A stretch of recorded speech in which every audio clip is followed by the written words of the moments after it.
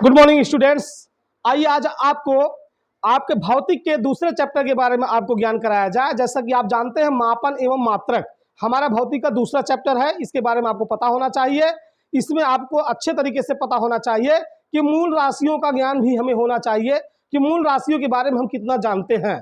और सभी विद्यार्थियों को ये पता है कि मूल राशि हमारी 7 प्रकार की होती हैं, लेकिन उनको ये नहीं पता है कि सातों मूल राशियां किसके किसके अंतर्गत भौतिक, चूंकि आप जानते हैं 5 शाखाएं होती हैं, उन 5 शाखाओं में क्या 5 शाखाओं का प्रयोग क्या मूल राशियों में होता है। ये हमारे लिए एक ऐसा विषय बन जाता है कि सातों मूल राशियां किस किसके अंतर्गत आती हैं। तो आइए देखते हैं कि हमारा जो विषय है मापन एवं मात्रक, उसके बारे में आपको बताया जाए। तो आपको पता होना चाहिए मैकेनिक्स, आपको पता होना चाहिए मैकेनिक्स सॉरी आपको ध्यान देना, सॉरी मार्कर रुक गया। तो आगे देखते हैं।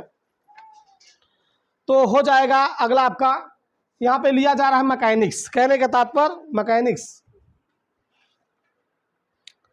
हो जाएगा आपका MECHANICS।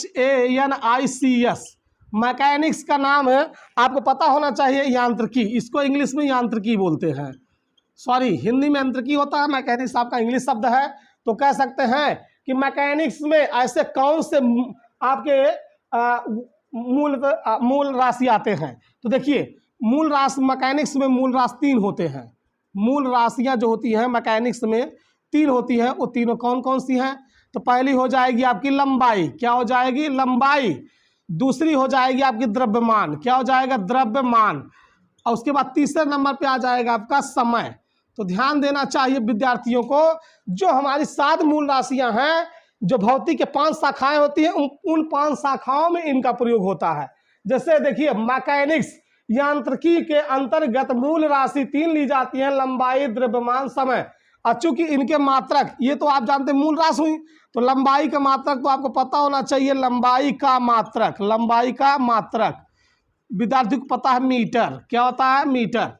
उसी तरीके से आप जानते हैं द्रव्यमान का मात्रक, द्रव्यमान का मात्रक पता होना चाहिए किलोग्राम होता है, किलोग्राम। फिर उसके बाद आपका आता समय। समय में क्या लिया जाता है? आप जानते ही समय का मात्रक सेकेंड होता है। तो कह सकते हैं कि मैकेनिक्स में यांत्रिकी में प्रयोग होने वाली मूल राशि जो हमारे बीच में 3 होती है, लंबाई, द्रव्यमान, समय। यहाँ तक इस विद्यार्थी की ये पता नहीं है, सिर्फ यही पता है लंबाई, द्रव्यमान, समय, ताप, विद्युत धारा, ज्योतिर्वृत्ता, पदार्थ की आणविक मात्रा। तो ये तो पता रहना चाहिए, लेकिन किस भौतिक क्षेत्र के अंतर्गत आता है आपको ये तो ध्यान देना चाहिए कि शाखा के अंतर्गत कौन सी मूल राशि हमारी होती है। तो देखिए फिर उसके बाद आपका आ जाएगा, अगले नंबर पे चलते हैं। तो देखिए अब आ जाएगा वैद्युत धारा। और चूंकि वैद्युत धारा आपका हो जाएगा चुंबकत्व में आता है। ये नंबर फर्स्ट ले लीजिए, सेकंड नंबर ले लीजिए, आपको आ जाएगा किसमें? चुंबकत्व तो कह सकते हैं। चुंबकत्व, जिसको इंग्लिश में क्या बोलेंगे? इलेक्ट्रोमैग्नेटिज्म। इलेक्ट्रोमैग्नेटिज्म।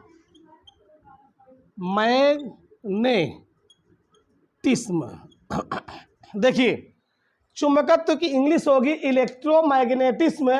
इसमें क्या आएगा? आपका आ जाएगा वैद्युत धारा की प्रबलता। क्या आ जाएगा?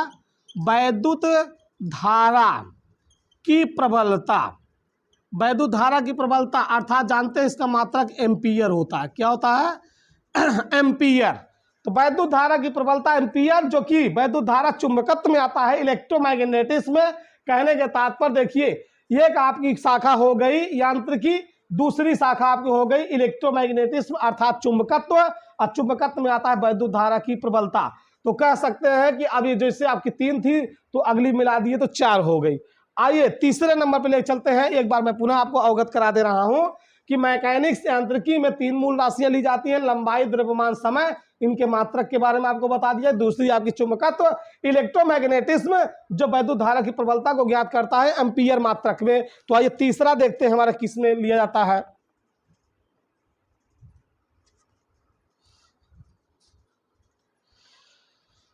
तीसरे नंबर पे आप आ जाएगा यहां पे ऊष्मागतिकी। क्या आ जाएगा? ऊष्मागतिकी। इसकी इंग्लिश क्या हो जाएगी? थर्मोडायनामिक्स। डायनामिक्स देखिए, उष्मागतिकी में आपको थर्मोडायनामिक्स में लिया जाता है, ताप का नाम आता है। किसका नाम आता है? ताप। और चूंकि आप जानते हैं ताप का मात्रक क्या होता है? केल्विन। और केल्विन को आप जानते हैं के से डिनोट किया जाता है, अर्थात चूंकि याद रखें C बराबर K-273। तो ये फार्मूला भी बनता है इसका। उष्मागतिकी में थर्मोडायनामिक्स इसको बोला जाता है, ताप में केल्विन का नाम आता है, C बराबर K-273। तो कह सकते हैं कि देखिए, आपको एक बताया गया यांत्रिकी, दूसरा बताया गया चुंबकत्व, तो तीसरा है उष्मागतिकी। पहले वाले में 3 मूलराशि, दूसरे वाले में 1 मूलराशि, इसमें आ गया केल्विन, तो हो गए आपके कितने? 5 मूल राशियों के बारे में। चौथा नंबर आपके बीच में आ रहा है, कौन सा आ रहा? प्रकाशिकी। प्रकाशिकी इसको इंग्लिश में बोलते हैं ऑप्टिक्स। क्या बोलते हैं? ऑप्टिक्स। तो ध्यान दीजिए, इसमें आपका नाम आता है ज्योति तीव्रता का। किसका नाम आता है? ज्योति तीव्रता। तो कहने का तात्पर्य, ज्योति तीव्रता को आप जानते हैं, इसका मात्रक कैंडिला होता है। क्या होता है? कैंडिला। तो आपको यह ध्यान देना चाहिए कि सर ने आपको क्या बताया, सभी मूल राशियों को के बारे में बताया। आपको यह भी ध्यान देना चाहिए कि इन 7 मूल राशियों में कौन कौन सी मूल राशि किसके क्षेत्र के अंतर्गत ली जाती है। क्योंकि आप जानते हैं लंबाई, उसके साथ साथ द्रव्यमान, समय आपके यांत्रिकी के अंतर्गत आता है। चुंबकत्व में वल्ली विद्युत धारा का नाम आता है। फिर उसके साथ उष्मागतिकी थर्मोडायनामिक्स में आपके केल्विन का नाम आता है, अर्थात ताप केल्विन का मात्रक हो जाता है। फिर उसके साथ आपका प्रकाशिकी अगला शाखा आती है। इस प्रकाशिकी में वर्णित ज्योति तीव्रता का नाम लिया जाता है। यहां तक देखा जाए आपके 6 मूल राशियों के बारे में आपको बता दिया गया। जो अगली 5वें नंबर पे आती है, जैसे 5वें नंबर पर आपका कौन सी मूल राशि आती है? 7वें नंबर पे जो आपकी मूल राशि आती है 7वें स्थान पे, उस नाम का पदार्थ की आपका नाम दिया जाता है पदार्थ की आणविक मात्रा। पदार्थ की आणविक मात्रा। चूंकि आप इसको जानते हैं, इसका मात्रक मोल ले लेते हैं। पदार्थ की आणविक मात्रा मोल के बारे में जानते हैं। यह ऐसी भौतिक राशि, अर्थात यह ऐसी मूल राशि है जो भौतिक के किसी कार्य क्षेत्र से नहीं लिया जाता। ये स्थूल प्रभाव क्षेत्र से या सूक्ष्म प्रभाव क्षेत्र से इसको ज्ञात किया जाता है। तो देखिए, हमने आपको इसके बारे में कितने गहन तरीके से बताया। तो विद्यार्थी यह भी तैयार रख सकते हैं कि हमारी 7 मूल राशियां किन किन क्षेत्रों में आती हैं। तो आइए आगे बढ़ते हैं, देखते हैं कि 7 मूल राशियों के बारे में आपको और क्या बताया जाता है। देखिए, 7 मूल राशियों में जैसे आपका पहली मूल राशि आपको बताएगी बेटा लंबाई। क्या बताएगा? लंबाई। दूसरे आपका हो जाएगा आपका द्रव्यमान। तीसरा आपका क्या हो जाएगा? समय। चौथा आपका हो जाएगा विद्युत धारा। क्या हो जाएगा? विद्युत धारा। फिर 5वें नंबर पर आपका आ जाएगा ताप। 6वें नंबर पर आ जाएगा ज्योति तीव्रता। 7वें नंबर पे आ जाएगा पदार्थ की आणविक मात्रा। देखिए,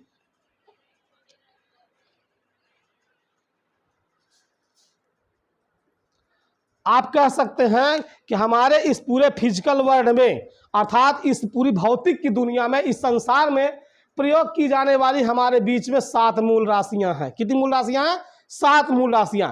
ये संसार में हर एक रूप में प्रयोग की जाती हैं। तो देखिए, लंबाई का मात्रक आप मीटर जानते हैं, द्रव्यमान का आप जानते हैं कि केजी और किलोग्राम हो जाता है, समय का आप जानते हैं सेकेंड हो जाता है, विद्युत धारा का एम्पियर हो जाता है, ताप का केल्विन हो जाता है, इसका आपका सीडी हो जाता है, इसका तो मोल हो जाता है। तो सबका 7 मूल राशियों के मात्रक भी बता दिए गए हैं आपको।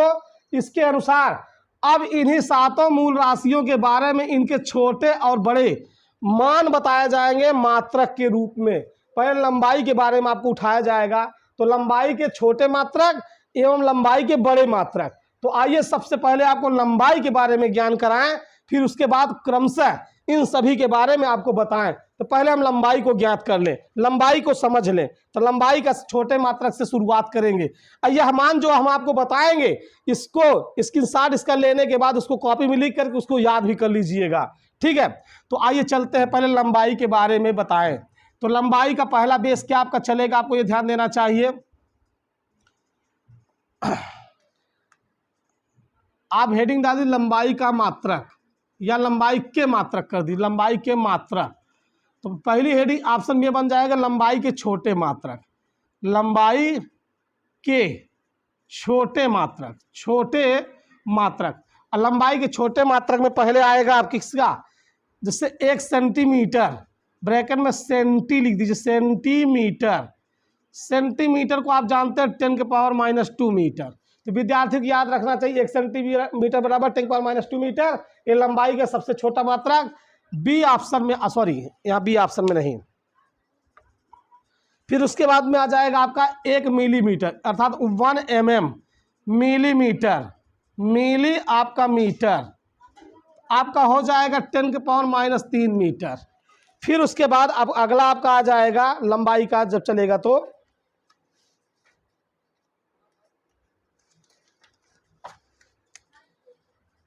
आपका आ जाएगा 1 माइक्रोन। क्या आ जाएगा, 1 माइक्रोन, माइक्रोन, इसका हो जाएगा 10⁻6 मीटर। फिर उसके बाद आ जाएगा 1 नैनोमीटर, 1 नैनोमीटर बराबर हो जाएगा 10⁻9 मीटर। फिर उसके बाद आ जाएगा 1 एंगस्ट्राम, एंगस्ट्राम जिसको आप बोलते हैं 1 power not, 10⁻10 metre.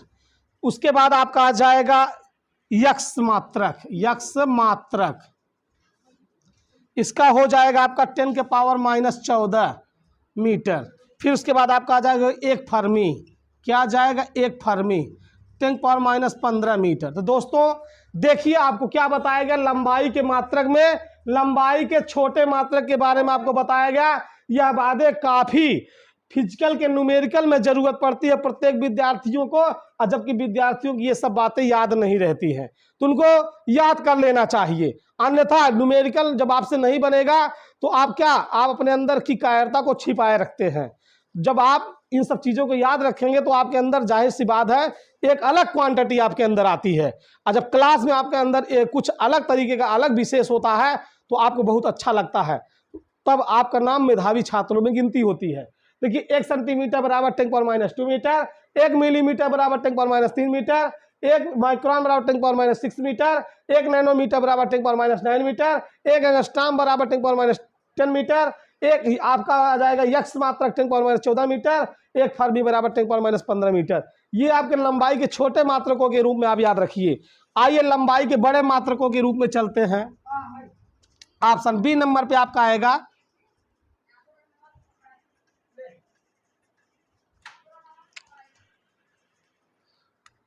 B option में आ जाएगा लंबाई के बड़े मात्रक, बड़े मात्रक।